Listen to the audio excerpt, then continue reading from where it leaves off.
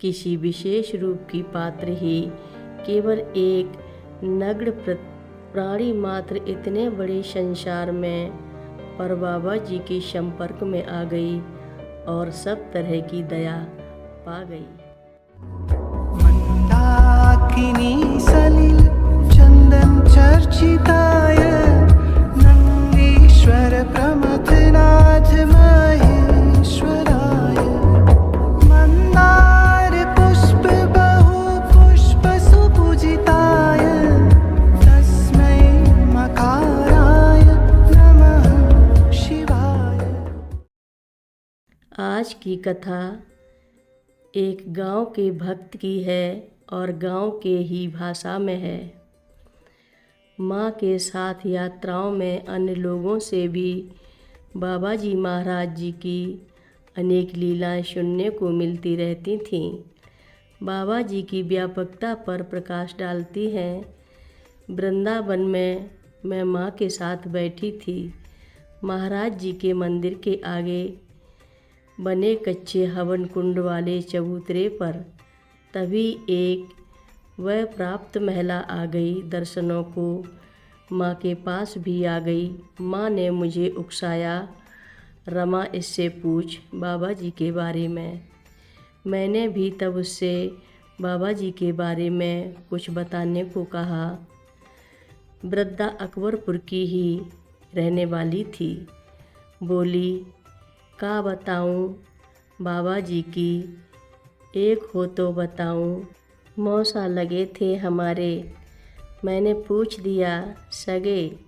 बोली, अरे सगे वगे नाए, गांव के नाते हम मौसा कहे थे उनसे आए कि हमारी चार दीवारी पर बैठ जाएं और हमारी दुख सुख की सुन लेवे थे।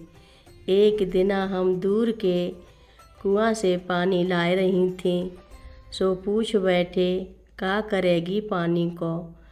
हमने कही ऊपर छत पर डालूँगी ठंडा करवे को और फिर बिछौना डालूँगी वापस सोएवे को। तब बोल पड़े, अरे का करेगी पानी डाल के, अभी मेह बरस जावेगो। मैं बोली, कहाँ को मेह बरसे, आसमान तो बिल्कुल सफ़ा है, धूप चमक रही हैगी, ऊपर से गर्म हवा और मारे हैं। तो बोले, तू तो बावरी है, हमारी नाय मानेगी, और उठकर चले गए।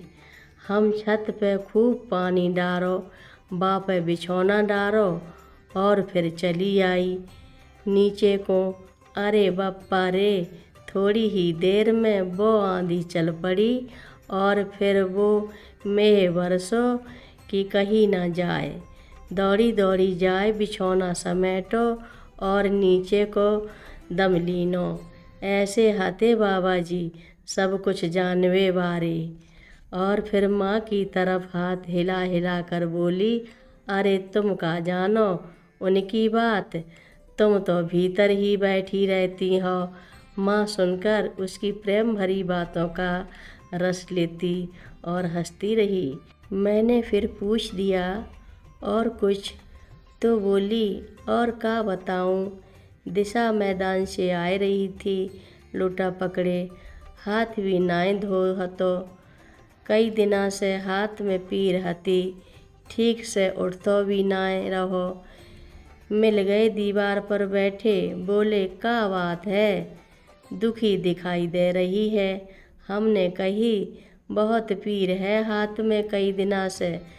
तो बाबा जी बोले, हाँ आ, वैसे ही चली आई पास, तो मेरो हाथ लेके उल्टी हथेली पे 4-5 चपत मार दो। बस हम तो दर्द से तबे छुट्टी पाए गई और आज तक कोई तकलीफ नाए भई हाथन में। फिर वृद्धा चली गई। क्या महत्व था उस साधारण बुढ़िया का बाबा जी की इतनी बड़ी सृष्टि में।